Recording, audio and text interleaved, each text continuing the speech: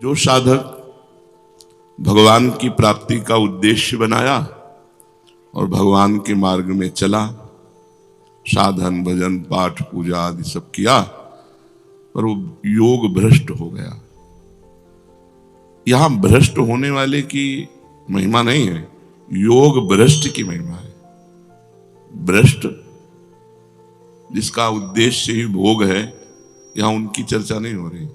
यहां चर्चा हो रही कि जिनका उद्देश्य भगवान है, भगवान की प्राप्ति के लिए पूरा प्रयत्न किया पर विषयों से परास्त हो गया। उसकी इच्छा विषय भोग नहीं है, उसका उद्देश्य विषय नहीं है। योग भ्रष्ट की महिमा भगवान ने दो योग भ्रष्ट बताए, एक विषय सहित और एक विषय रहित।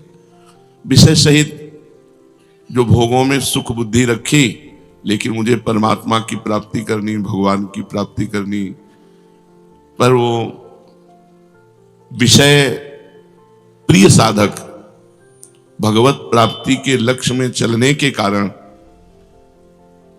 भ्रष्ट तो हो गया, पर उसकी परमार्थिक उन्नति नहीं रुकी। जब उसका शरीर पूरा हुआ तो स्वर्ग आदि लोकों में जाकर के भोग भोगा, फिर श्रीवान धनवान कुलवान के यहां जन्म हुआ, राजवैभव सब। पूर्व साधन फिर उसका चला, वो परमात्मा की तरफ खिंचा। भगवान ने कहा प्रयत्नाद्यत मानस्तु योगी संशुद्ध किल्बिषः अनेक जन्म संसिद्धस ततो याति पराम गतिम। अनेक जन्म का तात्पर्य यहां 10-20 जन्म से नहीं है, सिर्फ एक जन्म से है। अब वो इस जन्म में फिर भूल कर बैठा। इसमें आगे लिखा हुआ है तीसरे अनेक जन्म संसिद्धिम का तात्पर्य है 3 जन्म में उसे भगवत प्राप्ति हो ही जाएगी। जैसे भरत जी को, भरत से हिरण और हिरण से ब्रह्मबोध संपन्न महापुरुष। ये उसकी गति बताई जा रही है जो विषय भोग ना चाहते हुए बलात् विषयों ने उसको परास्त कर दिया है। और एक है कि वैरागी है, पूर्ण वैरागी है, भगवत लक्ष्य बनाया पर भजन पूरा नहीं हुआ, मृत्यु हो गई और उसे भगवत प्राप्ति नहीं हुई।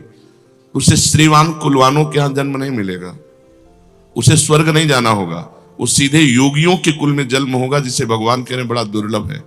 बचपन से ही भगवत साधना और विषय तो पहले ही जन्म में उसने राग त्याग दिया, तो इस जन्म में बहुत जल्दी वो सिद्ध हो जाता है, बहुत जल्दी भगवत प्राप्ति कर लेता है।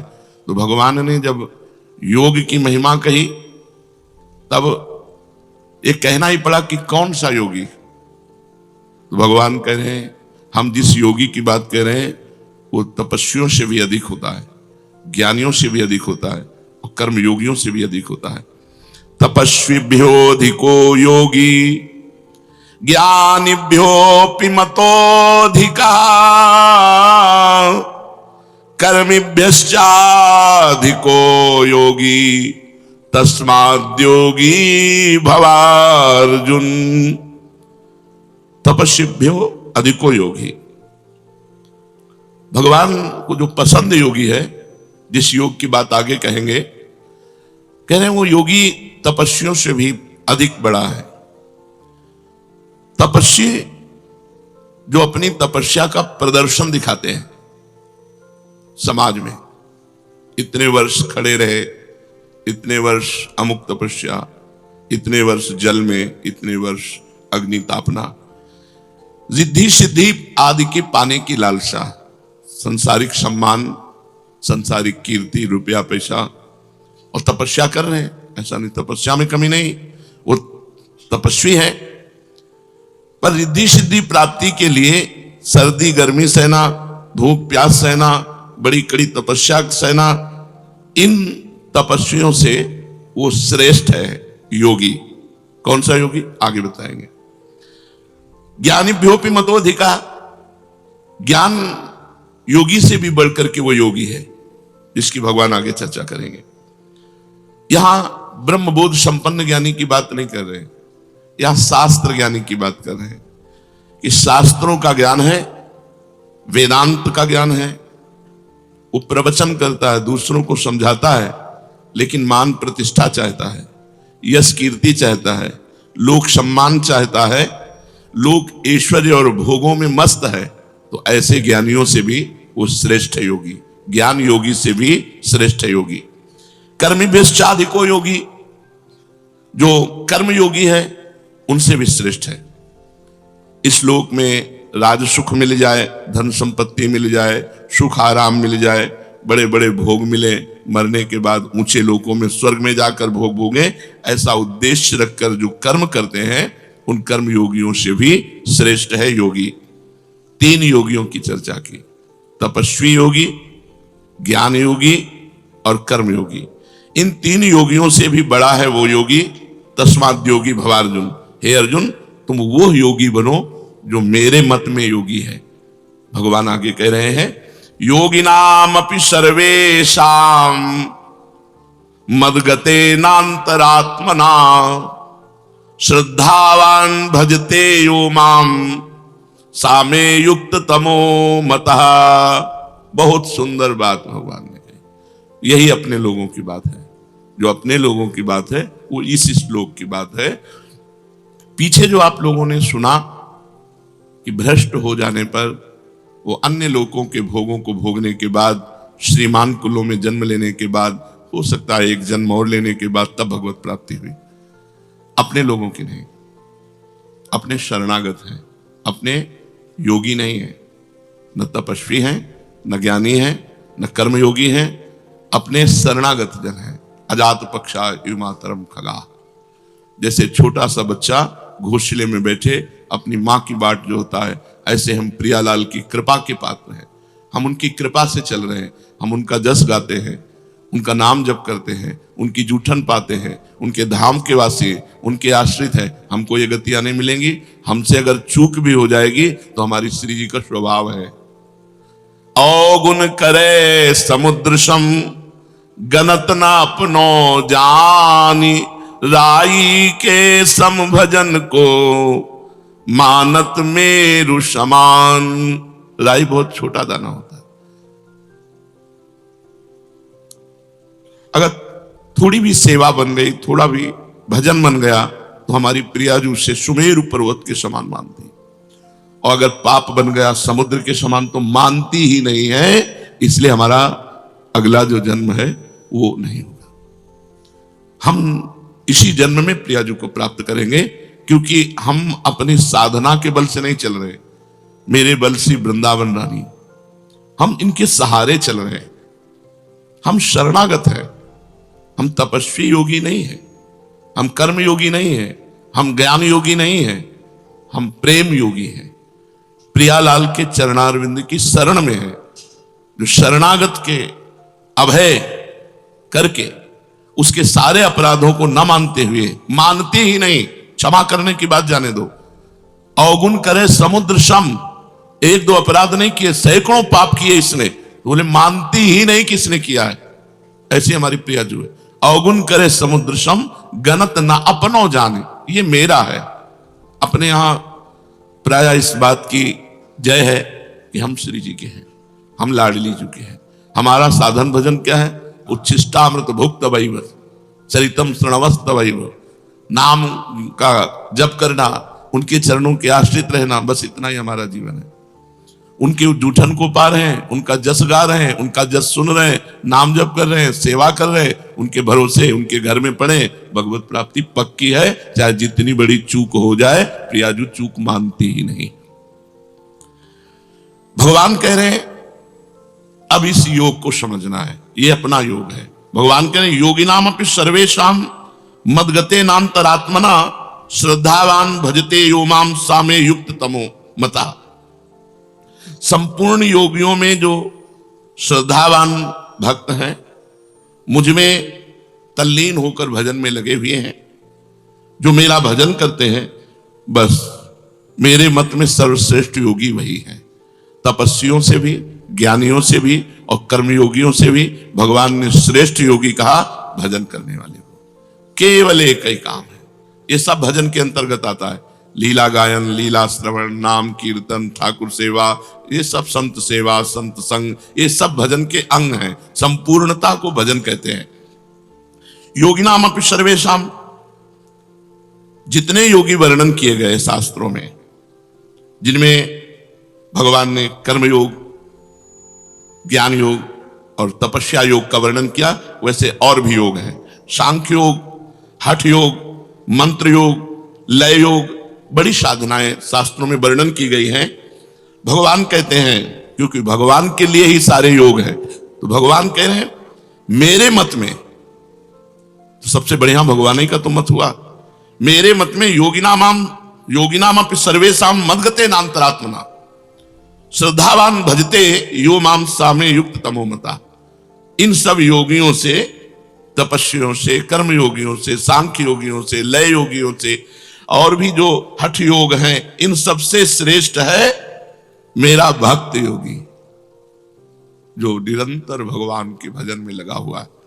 या श्रद्धावान, जो मेरे में केवल श्रद्धा करता है, योगों पे नहीं, योग पे नहीं, उसका योग से कोई मतलब नहीं, उसको मेरी प्रिया जो, मेरे लाल जो, दुनिया से मतलब नहीं, अपने प्रियालाल को हृदय से लगाए, हर समय उन्हीं को कीर्तन सुनाना, उन्हीं को पद सुनाना, उन्हीं को भोग लगाना, उन्हीं के सामने नाचना गाना, उन्हीं के चरणों में सो जाना, उन्हीं के चरणों का चिंतन करते उठना, ये श्रद्धावान योगी है जो भगवान जी से पसंद करते हैं।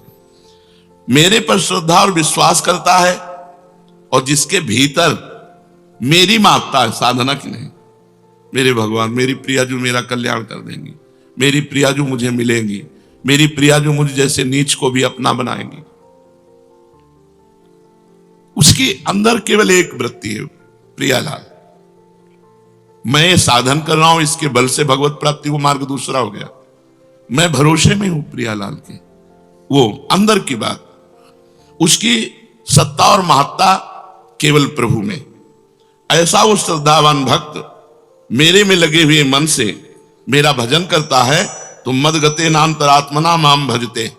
भगवान कह रहे हैं मैं जो निर्णय कर रहा हूं सबसे बड़ा निर्णय है, भगवान का निर्णय सबसे बड़ा निर्णय है।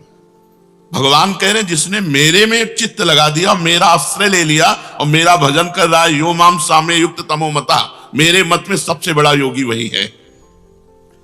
जब इस तरह से हमारा हृदय कि मैं प्रियालाल का, प्रियालाल मेरे, इसके बीच में कोई नहीं होना चाहिए, रुपया पैसा रिश्तेदार नातेदार कोई, मैं अकेला, केवल मेरे भगवान और मैं प्रभु का, बस।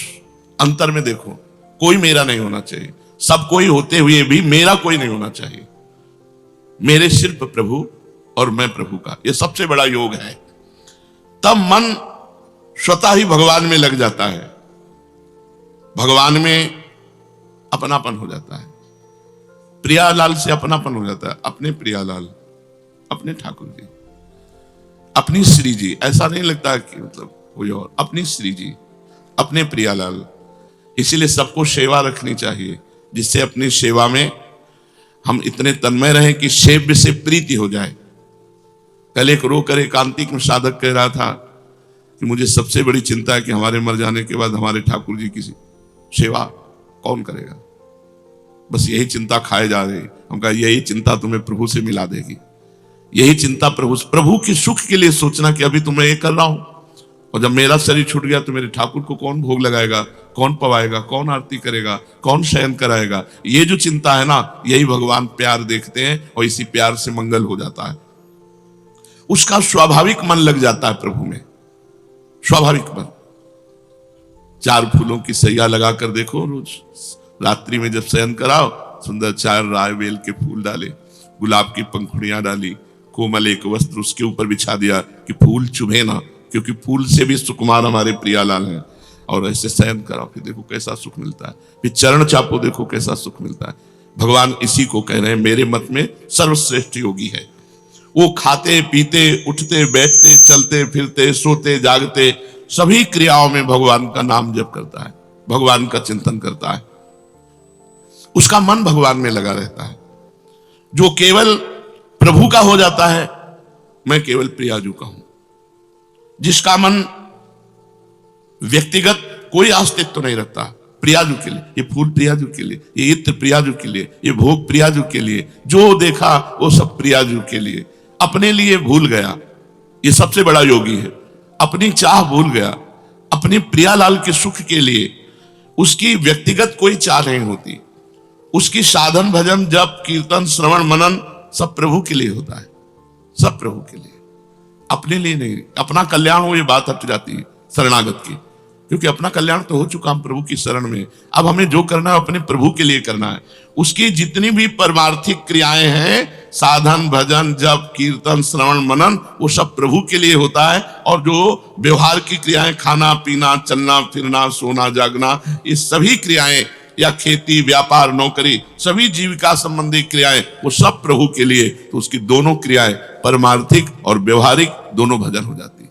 रुपया कमा रहे हैं, जिससे परिवार है, परिवार प्रभु का है, प्रभु स्वरूप है, उसकी सेवा हो रही है, परिवार का सेवन वो भगवान की सेवा मान के करता है, उसका सब व्यवहार भजन बन जाता है।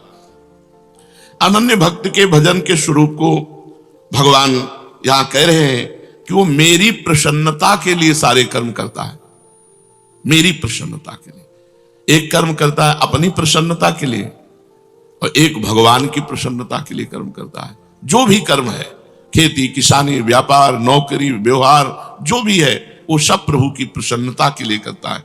और भगवान के परायण रहता है, वो केवल भगवान का भक्त है, संसार का भक्त नहीं। वो संसार की आसक्ति को छोड़ करके केवल भगवान से, इसलिए भगवान कहते हैं मदगते नान्तरात्मना, उसने अपनी अंतरात्मा मेरे को समर्पित कर दी।